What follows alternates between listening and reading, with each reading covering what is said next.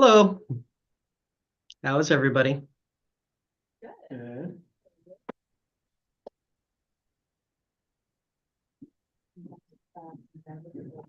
Okay, we're good. All right, I'd like to call the meeting for the budget committee, the meeting library to order and start off by reading the land acknowledgement.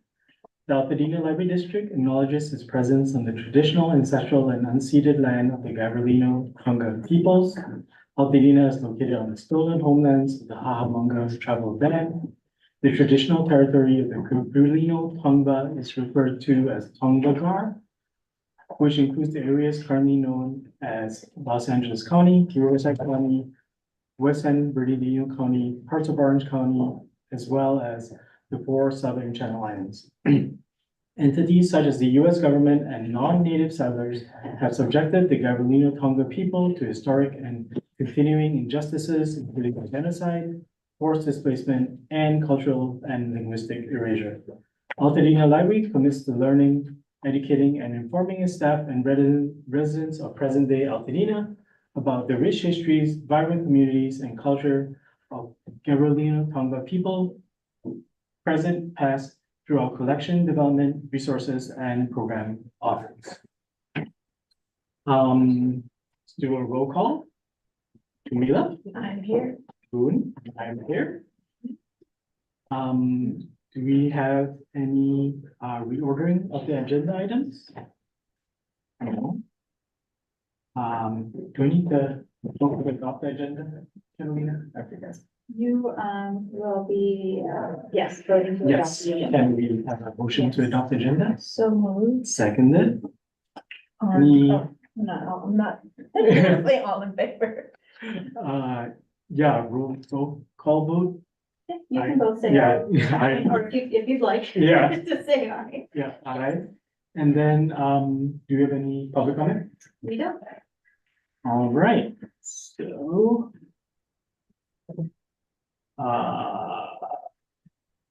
What do we have next? Is it the approval of the minutes? Yes, the consent calendar, the minutes. Yeah, can we have the approval of the consent calendar minutes?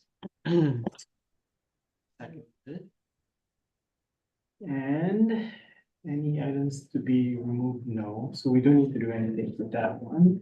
And then we go through the one item, correct? Correct. Yes, so the one new business, which is the review and approval of the updated financial policies plan. Yes, thank you. Good afternoon, Budget Committee, and staff present. As we stated in the staff report, we last updated these policies in May of 2022. Since that time, we have retained a different law firm as our general counsel, and in conversations with Chronic, especially as it related to building contracts around the Bob Lucas construction project, there was a recommendation that we take a look at the financial policies again and do some updating. I'm very happy to have Kevin Flatt with us, who worked very closely on the updates that you see, and I'm going to turn it over to him to talk about what some of the more significant changes are to the policy. Thank you, Nikki, and thank you to everyone for having me here at this meeting. As Nikki was just saying, this was kind of two things really. Number one, just updating with regards to current laws, making sure you guys were square with regards to your current operating policies, such that they were current with everything that's come across as legislation since last time that they were updated. We also made a couple pretty useful additions to this, is the way that I would describe them. But some of the basic stuff, just to begin with, is again along the theme of updating. Some of the discretionary spending amounts have been updated truly to something more consistent with similar entities to the library. So specifically, I believe the current previous amount was 10,000. 50,000 is pretty much more typical. That's simply accounting for inflation and the market at this point in time. That number goes up with regards to essentially the same services that would have been for 10,000 before, probably accurately described at 50,000. And I know it's only been a few years, but you guys have seen what's been happening there. The purpose of having a discretionary spending thing in the first instance is pure efficiency. There's an idea out there that essentially you have your executive officers that are able to function and make contracts for matters that are more day-to-day. And although it may seem like 50,000 is a little high for day-to-day contracts, that's really where it is currently in the market. Even down to, cleaning contracts, things of that nature, that really are, just overall maintenance kind of things that are appropriate within that amount. So the other thing that's actually built in there as well is, so we don't end up just doing this again in just a short period of time, it has an incremental increase built into it unless otherwise directed by the board that tracks inflation, roughly at 2% per year. And so the idea is it will grow with the market and such. It'll kind of be a nice organic document at this point in time. By far, I think the more complex and or interesting, depending on if you're a lawyer, provisions that I added to it were the ones that are kind of defensive provisions for the library. So there's two main additions. Number one, there's an express written requirement now that contracts that the library enters into be signed by the appropriate persons and be in writing. Now that may seem not that groundbreaking, but it's actually really, really important. And I can tell you why, because this comes up when, unfortunately, I have to put on my litigation hat and defend some of my clients when they get sued.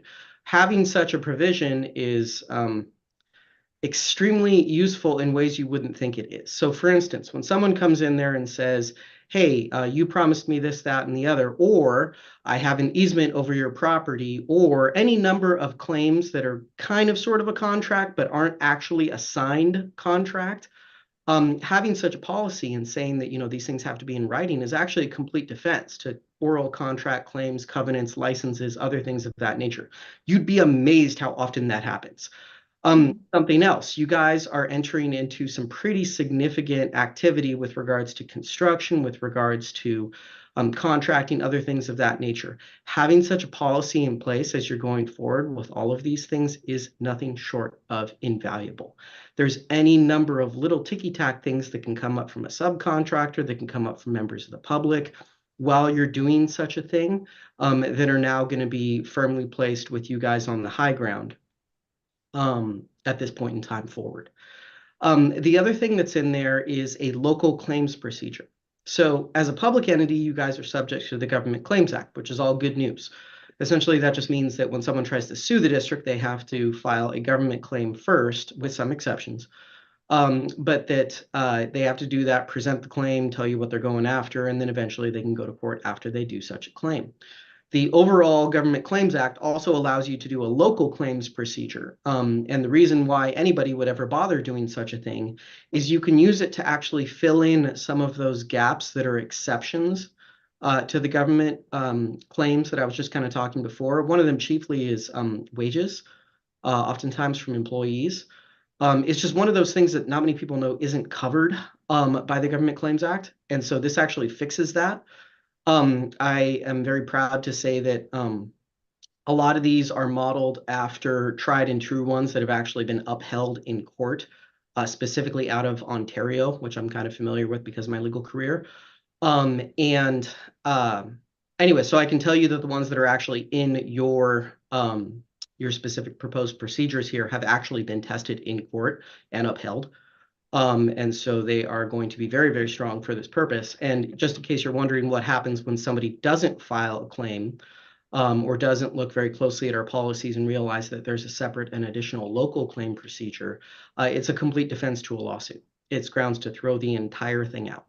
And they can't file a lawsuit and then say, oh, I forgot to file this claim, and then move forward after that. Once you press the trigger and actually file a lawsuit against the district, their failure to comply with this procedure is, lovely little thing, a complete defense to it. And so these things, I can tell you from personal experience, are outstanding to have in your back pocket when and if something goes wrong. And they're just not nice, quiet. They don't require a lot of effort from you at this point in time. but functionally they are landmines for somebody trying to come after the district. And the other nice thing that I will say about this is, especially with regards to your particularly scummy plaintiffs' attorneys, these are the kind of things that they don't look up and don't realize exist. And so the truly frivolous claims are the ones that are going to get caught by this. Otherwise than that, like I was saying, these are probably some of the two most common defenses that I absolutely love using when I'm defending my public entity clients. And I have recently used successfully both of these. And so I think the district will find these very useful in the future should the need ever arise. So I have a couple of questions, maybe on the first proposal. So this threshold, is this for one-off events or is this the annual? Like, it's a one-off thing, right? So the $50,000, Yeah. is that what we're okay. talking about? So it's like currently right now, if there's a vendor or consultant that we're gonna spend more than $10,000 with in a fiscal year, Right, we have to do RFP. right. So it's like in the entirety of the year, you know, it's not just one-off things necessarily. So, but the other thing is like if there's, let's say right now, we wanna contract for something under 10,000, we still get, you know, 2, 3, 4 quotes Mhm. before we move forward with a service or purchase, if that makes sense. So that would still be the standard operating procedure. It just wouldn't require going to RFP, request for proposals, bring those to the board, go through that process for things that would fall under that $50,000 threshold. And just as a kind of addition to what I had previously said as well, what you would find if you don't ever raise this threshold is that the contracts that are put in front of the board are going to multiply and multiply and multiply until you're approving carpet cleaning contracts. And so it's, again, just trying to track for what we believe to be the efficient and appropriate number based upon your size, based upon your budget, based upon similar entities.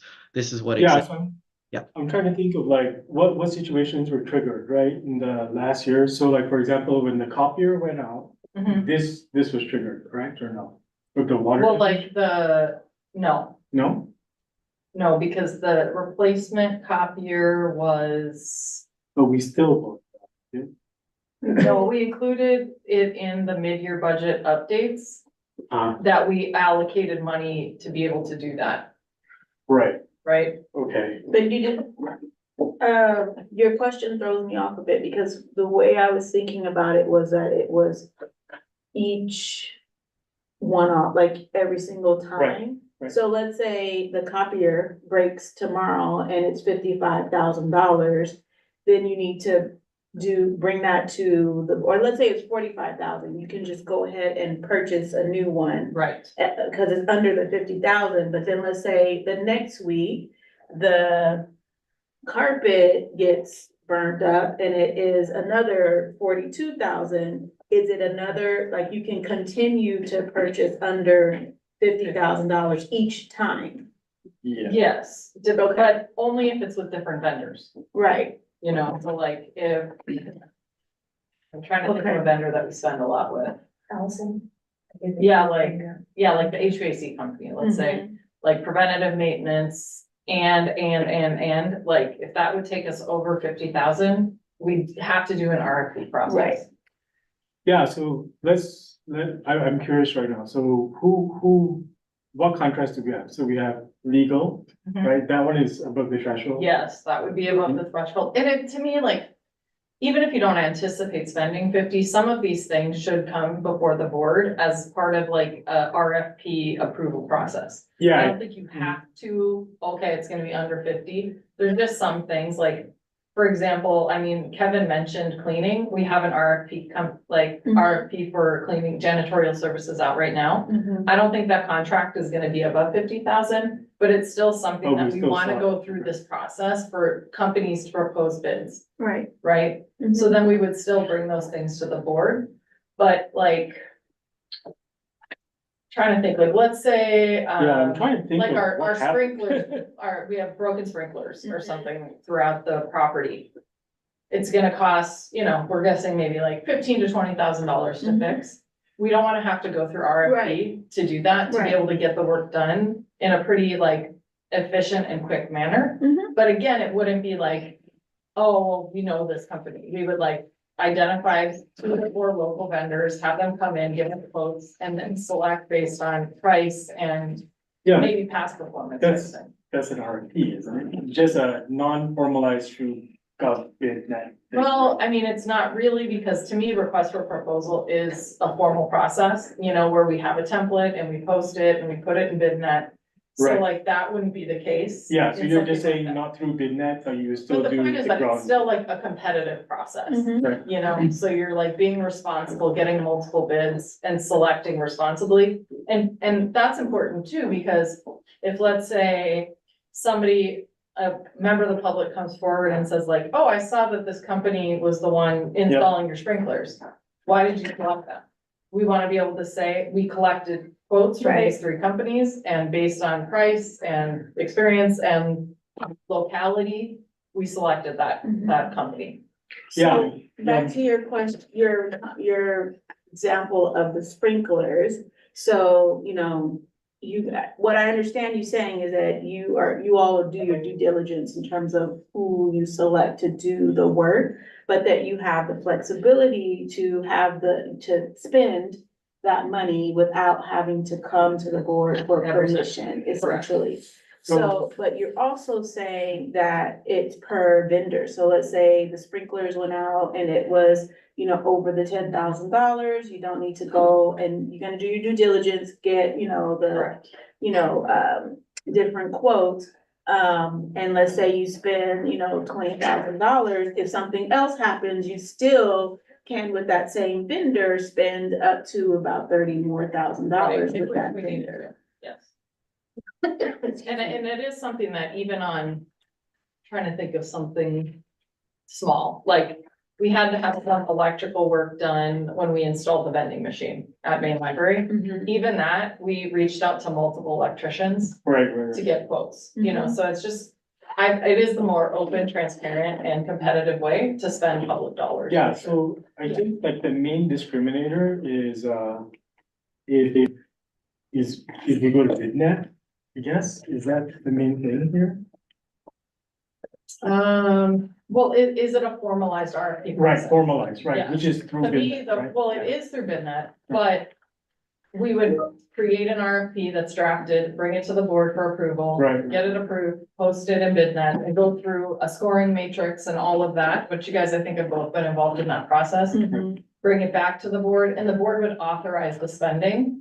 Even if it was less than 50, depending on what contract we're talking about. And that, but we wouldn't have to do that in all instances if we don't need to. Yep, yep. Yeah, I'm just trying to think like, in I our, think a differentiator, actually, now that you're saying it, is like, if I'm gonna go into a professional services agreement with a firm, even if it's for less than 50 a year, that's something that the board more than likely would wanna take a look at, because we're going into contract. Do you know what I'm saying? Mhm. Kevin, does that make sense? Yeah, and I'll just add on 2 specific examples as well of other clients where they end up with things like this. So I think you had mentioned HVAC before, but like just for instance, when the air conditioning goes down, which can be in a very, very expensive fix, it turns out, especially for larger buildings. That's not the kind of thing that people want to put through the RFP process. They want to do it quick, get their employees back in there if it's getting really hot in the building, all that other fun stuff. Another common one is water leaks or other problems with pipes. Again, something you want to jump on immediately and has become surprisingly expensive lately. And so these 2 things happened, recently, right? So we had the roof leak, but that didn't come to us, it was No. like, it was. a- No, it did not, Right. because the roof repair was under 4,000. Right, right, so we had that, and then we have this other one with the HVAC going on right now. Right. That we authorized the thing, right? So I'm just trying to understand, like specifically, 10 to 50, like numerically is a vast delta, right? So I'm trying to understand specifically, what Sure. else would be tricky, we look at, you know, is the right number maybe a factor of 3, right? Up to 30, 35, will that give us enough flexibility? Because I feel like there is a threshold where we kind of want to see things and kind of approve it. And is that, you know, between 10 and 50? 50 sounds like, I understand inflation and everything else, but this is a number that we have had for like the last 2 years. So is something like 30, right, in the middle, a little bit more appropriate for now? And is the 50, did I hear, is that like market value? Yeah, Like, Yeah, I will point out that when we updated the policies in 2022, the 10,000 was from the old policies, which were from like 2008. So that hasn't been That was not updated updated Right. and hasn't been 14, since, 16 years. yeah, it's been a really long time. and when I saw it the first time, guys, I was absolutely shocked. I've never seen one so low. Last year. but so I hear what you're saying, but I'm also hearing that Yeah. it's an appropriate number, even though it's a huge, like, change or Mhm. vast delta to use your. Well, I'm just trying to think like, who do we have, right, through RFP? So we have like legal, we have, Our accounting HR. firm, our HR consultants, our Right. professional development consultants. And like our- PSA. all of those above 50? No.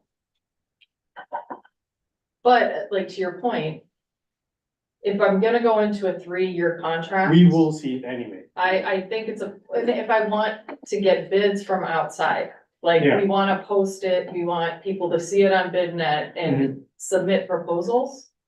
But this way, like if it's work that, it wouldn't make sense. I think like the examples Kevin was giving were good and that like, these are like local companies Emergency, with fixes that we wanna like carry the work out and get it done. Yeah, it's But if so I'm going weird. into like a 3-year contract, I'm gonna want to sign a professional services agreement, and most of the time, that would be something we go to RFP for. Yeah, so I almost feel like we're not solving the right problem here.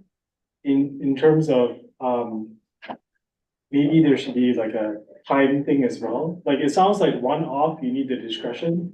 But if it's something that we're gonna be engaged with this partner for a long time, like all the things that we mentioned were kind of long-term partnerships, right? So, I don't know, how do we fix this? You could just add on the words exclusive of multi-year contracts. Exclusive of Multi, five-year contract or multi-year Multi-year contract. contracts. Yeah. What about just like that small change? Mhm. Yeah, Cause again, the threshold doesn't preclude us from yes, yeah, doing it, like to do RFP. But it's also not gonna force us, like a great example of when we ended up not having to go to RFP, but when we installed security cameras when we got Open Plus inside, Mhm. I mean, our thresholds almost got us a deal.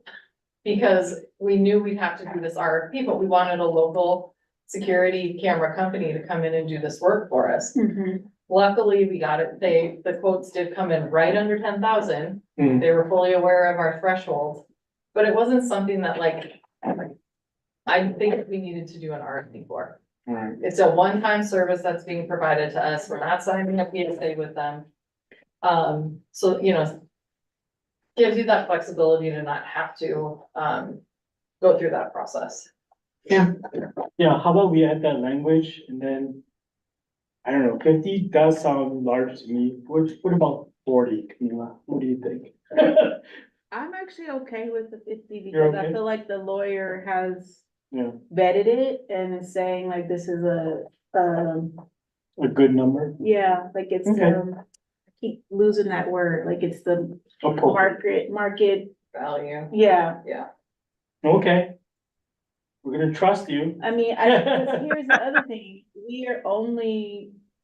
I think we may have a situation like we had last time where we could say 50 and then take it to the board and they're like, that's a huge number. And then it'll, Mhm. and we'll discuss it all together and then we can, if Right, if in this fact is there's in the game, right? consensus, then we can, we can modify it again, but, Mhm, mhm. and we don't need to come. Yeah, we won't need to come back to this group, like the board will have the authority to say, that's a big jump, let's stick with 40 or 35 for now. Mhm. And then we can all agree on that or not. Okay. Yeah, but, does that make sense on the language for the multi-year or something like that in terms of? Something that, someone we're gonna be in a longer partnership for, I guess, or Yeah. something? Okay. So how do we say this? We recommend presenting to the board with this amendment to add language for Multi-year contract. longer term, multi-year contracts.